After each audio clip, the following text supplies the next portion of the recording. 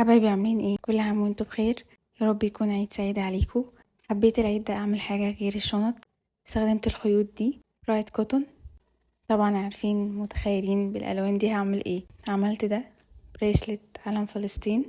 كان نفسي اعملها من زمان وقررت اول ما هعملها هعمل العلم ده. ربنا ينصرهم وعدهم في الجنة احلى. شكلها حلو قوي وبجد خلاص هعتمدها في كل خروجاتي. تعالوا نعيش تفاصيل عمايلها مع بعض. انا بجيب 5 خيوط من الخيوط الاساسية اللي هشتغل عليها.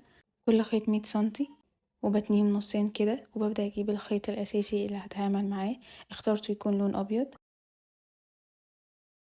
بعد كده بعمل العقد دي كده كأننا بنشتغل مكرمية بالظبط. بدأت ادخل اللون الاحمر. بنشتغل عادي صفوف على الخيوط دي.